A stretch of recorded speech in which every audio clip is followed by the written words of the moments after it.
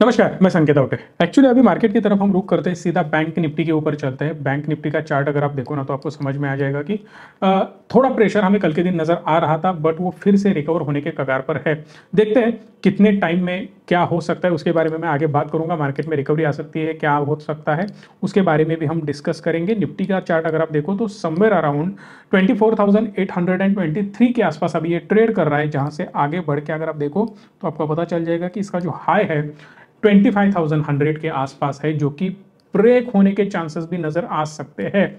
Reason behind that मैं आपको बताना चाहता हूं कि जेरोमी पॉवेल ने जो भी कल एक मीटिंग हुई थी उनकी, वहां पे उन्होंने स्पीच दिया, वहां पे सारी बातें उन्होंने रखी।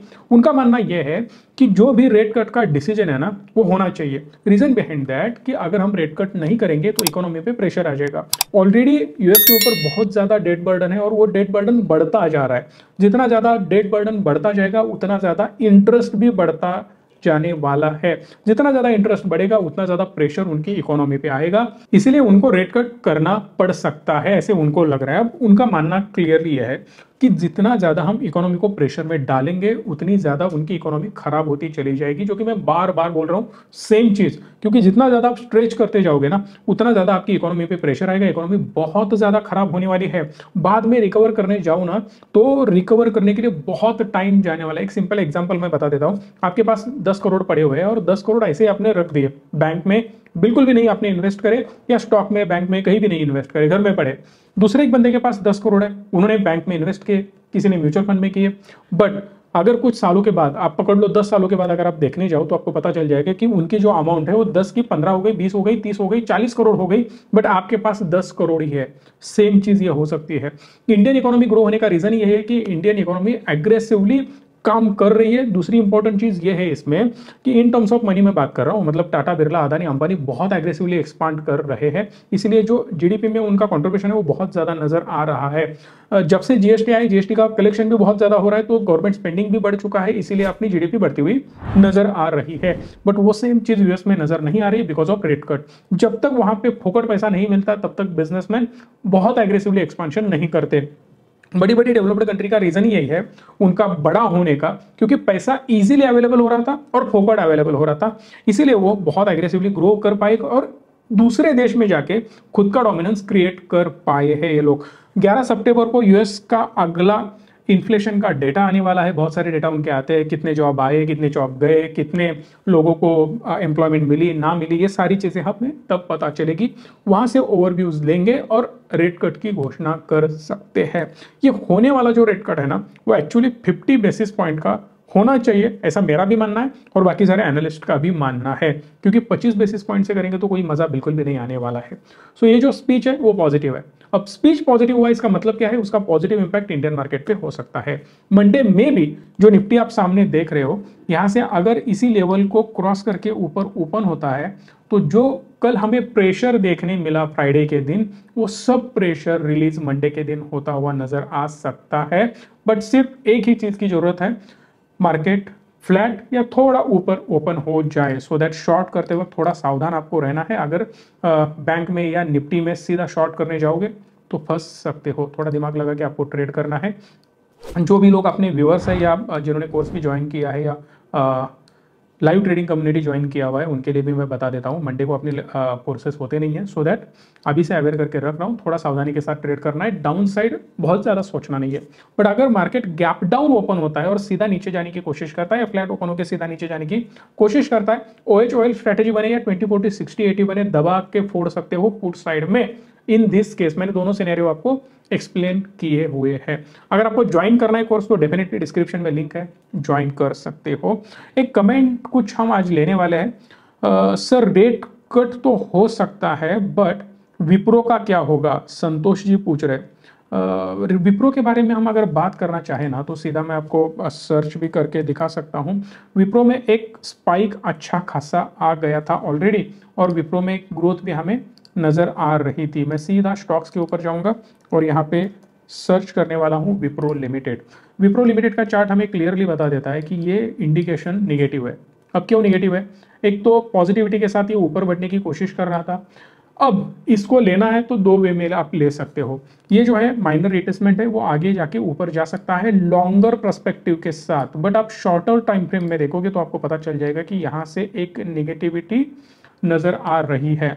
कल भी अगर ये लो तोड़ के नीचे आने की कोशिश करता है तो भाई साहब समझ जाना कि बहुत ज्यादा नेगेटिविटी है इसमें, जो कि इतनी आसानी से तुरंत रिकवर नहीं होगा। शॉर्ट टर्म में बहुत ज्यादा बड़े एक्सपेक्टेशन इससे नहीं रखने हैं, मगर जिस तरीके से रेट कट की संभावना है उसके ऊपर पॉजिटिवली बातें की जा रही है, उसी को अगर आप उस कॉन्टेक्स्ट से इसको देखोगे तो आईटी सेक्टर बूम हो सकता है। अगर आईटी सेक्टर ओवरऑल ऊपर जाने की कोशिश करता है तो ये लॉन्गर टाइम फ्रेम को रिस्पेक्ट करते हुए ऊपर जाने की कोशिश कर सकता है और यहां से सीधा ऊपर जा सकता है, बट ये संभावना है। हर बार मैं बोलता हूं कि जब भी कोई बिजनेस में एंट्री करो तो टॉप प्लेयर के साथ जुड़ना सीखो। रीजन बिहाइंड दैट कि जो भी टॉप प्लेयर्स है, बड़े बड़े प्लेयर्स है, उनमें एक सस्टेनेबल ग्रोथ होती है, उनमें एक फ्यूचर नजर आता है, उनका ट्रैक रिकॉर्ड होता है। ये पहली चीज हुई। विप्रो कल की कंपनी है? बिल्कुल भी नहीं, बहुत ज्यादा पुरानी है, बट मैंने क्या बोला कि टॉप प्लेयर होना चाहिए। टॉप प्लेयर कौन है? टीसीएस है, इन्फोसिस है, एचसीएल है, बट सबसे बढ़िया कौन है? टीसीएस है। अब इसका मतलब जाके टीसीएस में आपको इन्वेस्ट नहीं करना है, सिर्फ बता रहा हूं एजुकेशन पर्पस के लिए। टीसीएस के बारे में डिटेल वीडियो मैंने बनाया है, आईटीसी के बारे में मैंने डिटेल वीडियो बनाया था, एक बार जाके देख लेना, कितना सस्ता था। हर एक बंदा आईटीसी को क्रिटिसाइज करता था कि यार क्या कंपनी है, ये तो सिगरेट थोड़ी बनाती है, इसमें सिगरेट में क्या ग्रोथ आएगी, गवर्नमेंट ये करेगी वो करेगी। उसका डिटेल एक्सप्लेनेशन मैंने शुरुआत में दिया था 2 साल 3 साल पहले भी, 2 वीडियो आईटीसी के ऊपर थे। कहने का मतलब ये है कि जो भी बिजनेस है ना, बड़ा हो छोटा हो, उसको उस लेवल पे एनालाइज करके अगर आप इन्वेस्ट करते हो तो बढ़िया रिटर्न आते हैं। अगर आपको हमारी हेल्प चाहिए तो कॉल करना इन्वेस्टमेंट करने के लिए। तो म्यूचुअल फंड में हो, स्टॉक में हो, कहीं से भी बढ़िया रिटर्न आप जनरेट कर सकते हो। That is the Wipro. वारी, अच्छा वारी के बारे में भाई साहब मैं क्या बोलूँ अब, आई डोंट नो। चलो फिर भी हम एक चार्ट ओपन कर लेते हैं वारी का, क्योंकि आपकी डिमांड बहुत ज़्यादा आती है ना सर कि चार्ट दिखाया करो वगैरह वगैरह। तो एक बार प्लीज़ कमेंट बॉक्स में बताना, मज़ा आ रहा है कि आपको चार्ट दिखा के सारी चीज़ें मैं आपको समझाने की कोशिश कर रहा हूँ। खुश हो या नहीं हो आप। अब एक चीज़ देखते हैं हम, जो यहाँ पे बन रहा है वो क्या बन रहा है। एक तो बहुत तगड़ा सपोर्ट यहाँ पे है, इसने लेने की कोशिश करी, फिर ऊपर गया, सपोर्ट लेने की बात कर रहा हूँ, फिर से वापस आया यहीं पे, अब ये सपोर्ट ले रहा है। अब यहाँ से क्या करेगा, इंटरेस्टिंग पार्ट हो सकता है। अब उसका थोड़ा सा हम ख्याल रखें तो आपको समझ में आ जाएगा कि ये जो पैटर्न है इसे क्या बोलते हैं। प्लीज़ एक बार आप मुझे कमेंट बॉक्स में बता सकते हो ये क्या चीज़ है। अदरवाइज और ज़्यादा बढ़िया आपको ड्रॉ करना है तो इस प्रकार से भी आप कर सकते हो, जो यहाँ पे मुझे नज़र आ रहा है। इस पैटर्न को देखिए, कोई भी पैटर्न एकदम पिक्चर परफेक्ट नहीं बनता। अगर आप सोच रहे होंगे ना कि ऐसा ही परफेक्ट बनना चाहिए और ऐसा ही कुछ होना चाहिए, वो नहीं होता है। ये थोड़ा ऊपर जाएगा, ये इधर हो सकता है, ये ऐसे हो सकता है, अदरवाइज ये थोड़ा नीचे हो सकता है, ऊपर जाके ये इस प्रकार से भी हो सकता है, कुछ भी हो सकता है। ये लेंथ थोड़ी सी लंबी हो सकती है, वो भी लंबा, कोई दिक्कत नहीं है। मतलब कहने का सिंपल मेरा अर्थ है कि स्टॉक में थोड़ा प्रेशर अभी भी बरकरार है। ये प्रेशर खत्म हुआ बिल्कुल भी नहीं बोल सकते। आंख बंद करके कोई भी स्टॉक में इन्वेस्ट करने जाओगे तो फंसोगे। कोई भी, मतलब वारी के बारे में हमने बोला भी था बीच में कि भाई साहब ये जो बढ़ रहा है कुछ ना कुछ गलत हो रहा है, मुझे क्लियरली नजर आ रहा था और मैंने बोल भी दिया था। बहुत सारे लोगों को हजम नहीं हुआ। आईआरसीटीसी के बारे में मैंने बोला था, डिटेल वीडियो मैंने बनाई, जाके देख लो एक बार, आपको पता चलेगा वो हजम नहीं हुआ। ओला के बारे में थोड़ा हमने बोला तो लोगों को मिर्ची लग गई, लॉस मेकिंग कंपनी है। ऐसा 1-2 डायलॉग अगर नेगेटिव कंपनी में है तो साहब बोलना चाहिए। अगर हम बोलेंगे नहीं ना तो समझेंगे नहीं हम लोग। इसीलिए प्लीज थोड़ा सा फोकस किया करो। इसकी बैलेंस शीट भी हम देख सकते हैं एक बार, वारी एनर्जी। चलो यहाँ पे देख लो, ऑलमोस्ट 15,000 करोड़ का मार्केट कैप है, जहां पे 92 पीई रेशो है। अभी भी इंडस्ट्री का पीई 39। क्यों दे भाई साहब तुमको 92 पीई, ऐसा क्या कर रहे हो? अगर एक क्वेश्चन पूछते हो तो क्वेश्चन का आंसर भी मिल जाएगा। इनका जो रिजल्ट है ना भाई साहब, जो 2 करोड़ 7 करोड़ 6 करोड़ का बिजनेस करने वाली कंपनी कोविड के बाद सीधा 13 करोड़ करने लगी, फिर 162 करोड़ का बिजनेस, 350 करोड़, ऑलमोस्ट 850-900 करोड़ का बिजनेस, अभी फिर टीटीएम चल रहा है 1000 करोड़ के आसपास। इसका मतलब एग्रेसिव ग्रोथ हो रही है। बट जिस प्रकार की ग्रोथ हो रही है प्रॉफिट भी बढ़ रहा है, कोई उसमें बड़ा इशू मुझे नजर नहीं आ रहा है। बट बड़ा इशू मुझे वहां नजर आ रहा है वैल्यूएशन। भाई साहब अगर 92 पीई दोगे तो वो थोड़ा सा गड़बड़ वाला प्लान हो सकता है। अब इसमें इंटरेस्टिंग पार्ट मैं आपको और ज्यादा आगे बताऊंगा, बट फिलहाल ये सोच लेना कि यहाँ पे जो ईपीएस है सिर्फ 15 है, ये मुझे खटक रहा है। उसके साथ साथ जो इसकी करंट प्राइस है 1432 के आसपास वो जा चुका है, वो ऑलमोस्ट 55% से क्रैश हो चुका है उसके हाई से। अगर आपको चार्ट मैंने जो दिखाया ना, तो वहां से आपको पता चल जाएगा सीधा मोर देन 55 56% के आसपास ये ऑलरेडी क्रैश हो चुका है। इनकी वेबसाइट हम खोल लेते हैं। वेबसाइट पे कुछ फोटो दिखेंगे, आपको समझ में आ जाएगा कि भाई साहब कोई दिक्कत नहीं है, मतलब आगे जाके ऑर्डर तो रुकने का नाम नहीं लेंगी इनकी, ये क्लियर है। मतलब हमें दो चार चीजें देखनी है कि इनको ऑर्डर मिल सकती है क्या, आगे जाके मिल सकती है, ये क्लियर दिख रहा है मुझे, बाकी ज्यादा मैं बोलना नहीं चाहता। दूसरी इंपॉर्टेंट चीज, प्रमोटर ने आपको फंसाया है, प्रमोटर स्टॉक बेच के निकल रहा है, ये देखना पड़ेगा। अब मेरे हिसाब से यहाँ पे प्रमोटर ने फंसाया नहीं फंसाया मैं बिल्कुल नहीं बात करूंगा, बट ओवरऑल प्रमोटर तो निकला नहीं है, प्रमोटर उतना ही इंटैक्ट है, ऑलमोस्ट 75% प्रमोटर के पास है, तो वो इंटैक्ट है, वैसे ही लेके बैठा है। सो दैट यहाँ पे भी मुझे कोई दिक्कत नजर नहीं आ रही है। पब्लिक में थोड़ा इशू है, यहाँ पे पब्लिक में एक दो लोग हैं जहाँ पे वो लोग बेच के निकल चुके हैं। एक तो पहला ये नाम है संदीप कपाड़िया, दूसरा नाम है हितेश मेहता। ये दोनों लोगों ने अपने स्टेक कम कर दिए हैं। इसका जो 1.5% स्टेक्स थे वो सीधा 1% पे आ गया। ये बंदा कंप्लीट जीरो करके निकल चुका है। कोई भी स्टॉक अगर ऑपरेट करना है, चलो वारी को छोड़ दो, आप वारी के बारे में हम बात नहीं करेंगे, कोई भी स्टॉक अगर ऑपरेट करना है तो बिना प्रमोटर के ऑपरेट होना 99% इम्पॉसिबल है, हार्डली 1% में कहीं ना कहीं पॉसिबल होता होगा। दूसरी इंपॉर्टेंट चीज ये है कि अगर कोई बंदा ऊपर उठा रहा है, एक्सपोनेंशियल ग्रोथ दिखा रहा है, इंडस्ट्री के नॉर्म्स के अपोजिट जाके उसकी कुछ ग्रोथ दिख रही है, तो इसका मतलब कुछ ना कुछ तो गड़बड़ है। अननेसेसरी टॉप में जाके एंट्री कभी भी नहीं लेनी चाहिए ऐसे स्टॉक में। नो डाउट आपको मोमेंटम इन्वेस्टिंग करनी है, बहुत सारे लोग इसे मोमेंटम से कंपेयर करते हैं, सर आप तो मोमेंटम करते हो, अच्छा खासा ऊपर जाने के बाद ही बाय करते हो। सो जो भी स्टॉक मैं लेता हूँ, मोमेंटम इन्वेस्टिंग करता हूँ, वो सारे स्टॉक साहब फंडामेंटली बढ़िया होते हैं। चलो घटिया भी हो ना फंडामेंटली, तो मैं उसमें स्विंग करता हूँ, मेरा स्टॉप लॉस होता है, मैं निकल जाता हूँ। 56% लॉस देखते हुए मैं नहीं बैठता। सो ये चीज़ें थोड़ी समझ में आनी चाहिए। कमेंट आ रहा है ओला का क्या करे, ओला 20% नीचे आ चुका है, ओला सूखा पड़ चुका है। बताएंगे, दिखाएंगे और फिर बातें करेंगे। ओला इलेक्ट्रिक मोबिलिटी लिमिटेड, अब भाई साहब इसमें बू आ रही है, देख लेना। सीधा स्टॉक गया था 157, ऑलमोस्ट 160 का स्टॉक सीधा आ चुका है 125 के आसपास। इसका मतलब मोर देन 25% ये गिर चुका है, 25 पॉइंट से गिरावट हो चुकी है। अब इतना बड़ा है तो गिरेगा, डेफिनेटली गिरेगा भाई साहब, मैं बिल्कुल नहीं मना कर रहा हूँ, ना मैं इस स्टॉक को एकदम घटिया बोल रहा हूँ, बिल्कुल भी नहीं बोल रहा हूँ। एक चीज याद रखना, 55,000 करोड़ का वैल्यूएशन सीधा दे दिया हमने। अब कैसे दिया वो आपको पता, अगर 55,000 करोड़ का बिजनेस कर रही है, इसका मतलब यहाँ पे कम से कम 10-20 हजार करोड़ का तो सेल होना चाहिए था, जो कि हमें नजर नहीं आ रहा है। 5,000 करोड़ का, इसका मतलब मैं क्लियरली बोल सकता हूँ वैल्यूएशन थोड़ा सा रीच है। दूसरी इंपॉर्टेंट चीज ये आती है, मैंने बार बार आपको पैटर्न दिखाए थे, एग्जांपल दिखाया था, ओला का क्लियर एनालिसिस करके बताया था, जहां पे मैंने एनालाइज किया था पेटीएम को, जोमेटो को, न्यू एज कंपनीज को, ताकि आपको पता चले कि इनका पैटर्न क्या होता है। इनका पैटर्न सेम क्यों होता है वो भी मैं बताता हूं कि थॉट प्रोसेस, संकेत आउटे की थॉट प्रोसेस, रोज मैं वीडियो बनाता हूं, मेरी बोलने की स्टाइल, मेरी बोलने की कला, मेरी बॉडी लैंग्वेज, मेरा साउंड आपको हर बार सेम नजर आएगा, क्या अलग अलग, एकदम धीरे धीरे ऐसा मैं बोलता हूँ, किसी वीडियो में इतना धीरे, किसी वीडियो में इतना ज्यादा बड़ा आवाज, ऐसे होता है नहीं। मेरी जो स्टाइल है मैं मेंटेन रखता हूँ, मेरा काम करने का तरीका भी सेम है। हाँ, बहुत लॉन्गर रन में, लॉन्गर टर्म में धीरे धीरे चेंजेस आते हैं, मॉडिफिकेशंस आते हैं, उसके हिसाब से चेंजेस आ जाएंगे, बट सडनली चेंजेस बिल्कुल नहीं आते। आज मैं स्टॉक मार्केट का बिजनेस करता हूं या मैं ट्रेडर बन चुका हूं, कल उठ के सीधा मैंने सब कुछ बंद कर दिया, होटल चालू कर दिया, ऐसा तो होने वाला नहीं है। धीरे धीरे हो सकता है मैं और एक बिजनेस में घुसा, उसको बढ़ा किया, इसको कम किया, ये हो सकता है। इसका मतलब क्या है, पैटर्न सेम रहने वाला है। इतना बड़ा कॉन्टेस्ट क्यों दिया आपको, इसका रीजन ये है कि कुछ ऐसे इन्वेस्टर होते हैं जो न्यू एज कंपनी में बहुत ज्यादा पैसा लगाते हैं, उनका काम करने का तरीका सेम होता है। जब भी स्टॉक को लिस्ट करते हैं, उसको उठा के ऊपर लेके जाते हैं, ऊपर लेके जाने के बाद अपनी क्वांटिटी बेच देते हैं, बिकॉज उनको बायर होना मंगता है।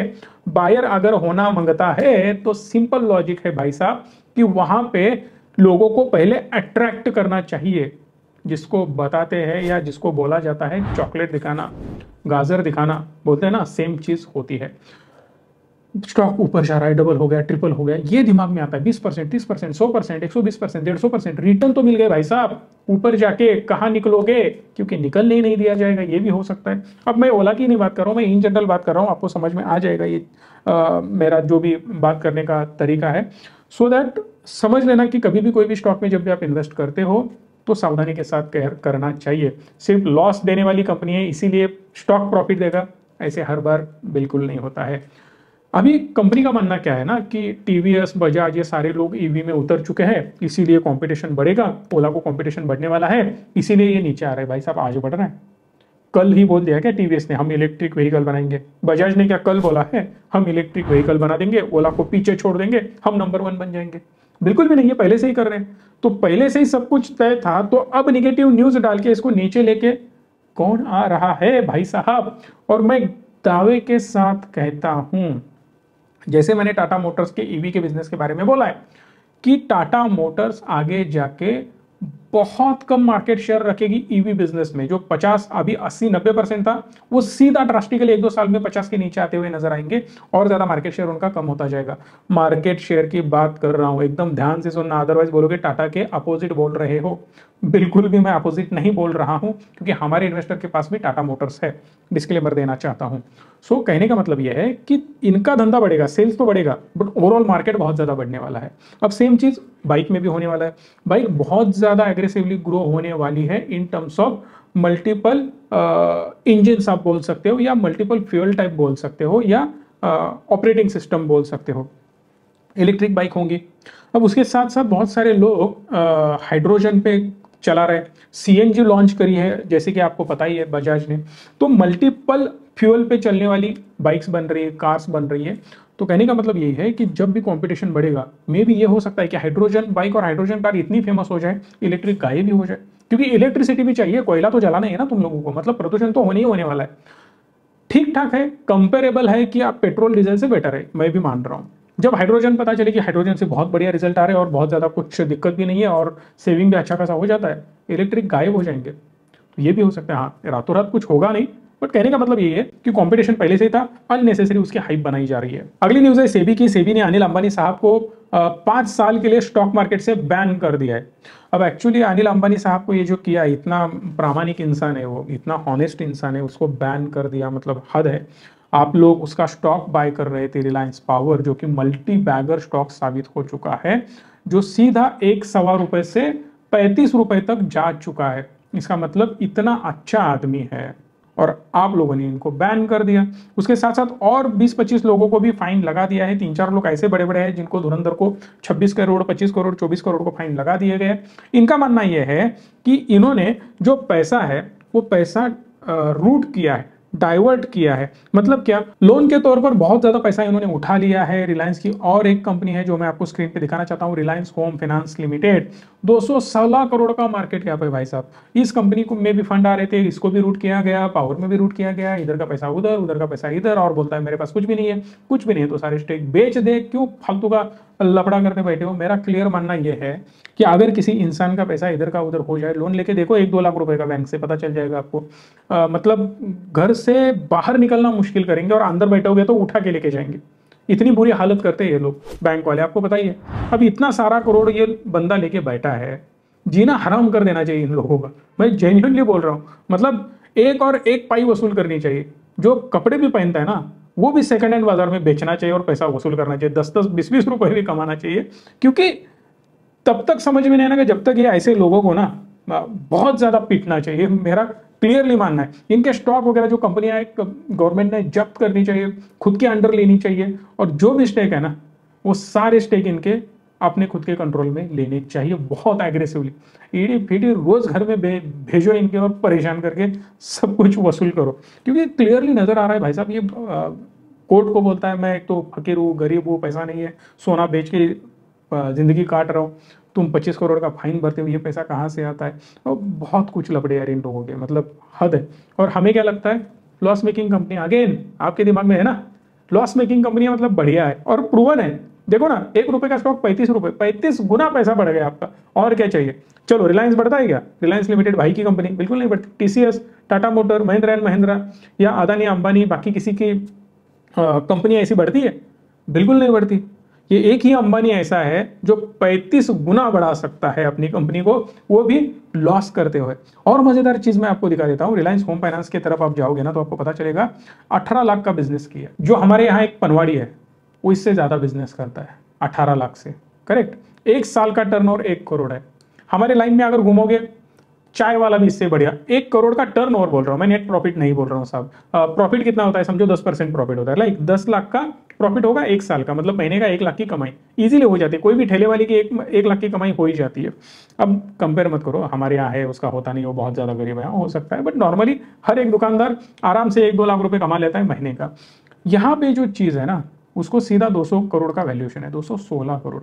अब मजेदार चीज बताता हूँ, कौन लेके बैठा है स्टॉक? कंपनी का मालिक कौन है पता है? आप हो। अगर आपके पास स्टॉक है ना, आप कंपनी के मालिक हो, बिकॉज 97% सब आपके पास ही है। प्रमोटर अब ऑलमोस्ट जीरो हो चुका है, कुछ नहीं है प्रमोटर के पास, प्रमोटर गायब है, कोई नहीं है प्रमोटर इसमें, करेक्ट। एफआईआईज वो आंधे है ही तो नहीं, वो तो पहले निकल गए। डीआईआईज में एक ही बंदा है, दुनिया का सबसे होशियार brand, life insurance corporation of India. इनको कहीं देखा होगा तो मुझे बता देना एक बार, मुझे भी मिलना है इनसे। मतलब इतने महान लोग हैं ना ये लोग, जहां गंदगी है वहां पे ये लोग है और होल्ड करके बैठते हैं। इनको अभी भी होप्स है कि ये मल्टी बैगर बनेगा। मतलब कौन सा नशा है आई डोंट नो, जहां जहां लपड़ा है ना वहां वहां इनके स्टेक है। अच्छी अच्छी कंपनियां देखो, उसमें ये बढ़ोतरी नहीं करेंगे अपने स्टेक्स में, और ऐसे गंदी कंपनियों में इन्वेस्ट करके रख देंगे। चलो खुद का पैसा है ही नहीं, लोग एलआईसी पॉलिसी ले लेते हैं, ये लोग कहीं भी पैसा जाके छिपका देते हैं। और एक कंपनी के बारे में मुझे बात करना है, तो एक भाई के बारे में बात की तो दूसरे भाई का तो न्यूज़ होना ही चाहिए। लोटस चॉकलेट कंपनी लिमिटेड, आप बोलोगे ये तो रिलायंस की नहीं है, भाई साहब ये रिलायंस की है। ईशा अंबानी मैडम ने इसको एक्वायर किया था। 3190 करोड़ की कंपनी है, छोटी कंपनी है। भले आपको लग रहा होगा कि 2500 का स्टॉक है, बट कंपनी छोटी है, ओवरऑल मार्केट कैप छोटा है, बट सेल्स ग्रोथ उनकी ठीक ठाक हो रही है, इसीलिए 330 का पी दिया जा रहा है। भाई सब एकदम रॉकेट है। वो 10 20 25 पी उनको हजम नहीं होता है, सीधा 200 500 1000 का पी उनको पसंद आता है। तो यहाँ पे अगर आप देखो ना, क्वार्टरली रिजल्ट इनका अच्छा है, 124 करोड़ का सेल है, जहाँ पे 10 करोड़ का प्रॉफिट है। जब से इन्होंने एक्वायर कर लिया ना, तब से ये रॉकेट बन चुका है। बैलेंस शीट भी ठीक ठाक अभी बन चुकी है। बट एक चीज मैं आपको दिखाना चाहता हूँ, प्रमोटर होल्डिंग में ना रिलायंस सीधा 51% आ चुका है फ्रॉम जून 2023। अब स्टॉक की तरफ आप अच्छे से रुक करो तो आपको पता चल जाएगा कि यहाँ पे देखो मई और जून 2024 से एक्चुअली ये बढ़ता हुआ नजर आ रहा है। लिया कब उन्होंने? 23 में लिया। अब यहाँ पे जो है ना, उनको बहुत तगड़ी डील मिल चुकी है, एक बड़े लेवल पे ये स्केल अप करने का उनका डिसीजन हो चुका है। सो यहाँ से इसमें ग्रोथ नजर आ रही है। अब एक मजेदार चीज मैं आपको बताना चाहता हूँ, जब स्टॉक ये परचेस किया गया, मैं इसको 3 साल का चार्ट आपको दिखा देता हूँ, 23 के आसपास यहाँ जो भी यहाँ पे परचेस उनका बाइंग हो गया, मेजर मोमेंट नहीं हुआ, माइनर जो भी 5-10% की ग्रोथ है वही हुई। उसके बाद यहाँ पे सडनली स्पाइक आया सेल्स रिपोर्ट आने के पहले, सेल्स रिपोर्ट आने के पहले बड़ी ग्रोथ आई। दूसरी इंपॉर्टेंट चीज, सेल्स ग्रोथ किसे पता होती है, आगे के फाइनेंशियल प्लान्स किसे पता होते हैं? अगर बाहर के इंसान को पता होते हैं और वो उसको मैनिपुलेट करने की कोशिश करता है, तो प्रमोटर के विरोध में जाके ये करना पॉसिबल है क्या? बिल्कुल भी नहीं, क्योंकि मैंने 100 बार आपको बोला है, जब भी कोई बंदा ऐसे करने की कोशिश करेगा ना, उसको बर्बाद करने के लिए प्रमोटर काफी है। ऊपर से बेचने लग जाएगा ना, मर जाएगा जो भी स्टॉक ऑपरेट करना चाहता है वो बंदा। इसीलिए मैं बोलता हूं कि ये जो स्टॉक है ना, वो नेचुरली बढ़ाया गया है, नेचुरली, किसी का इसमें हाथ बिल्कुल नहीं है। आपको लग रहा होगा कि अभी सेल्स ग्रोथ आने वाली है, इसीलिए कि प्रमोटर ने इसमें बहुत ज़्यादा बाइंग कर लिया, आर्टिफिशियली पंप किया जा रहा है, ये मैं बिल्कुल भी नहीं बोलूँगा, क्योंकि स्टॉक सिर्फ डबल ट्रिपल हो चुका है। यहाँ से देख लो, जून 2024 में आप देख लो, जून जुलाई अगस्त, जून में अगर आप देखोगे इसकी प्राइस थी ऑलमोस्ट 350-400 के बीच में, 400 पकड़ लेना भाई साहब, अब 2500 हो चुकी है। इसका मतलब 6 गुना स्टॉक बढ़ चुका है।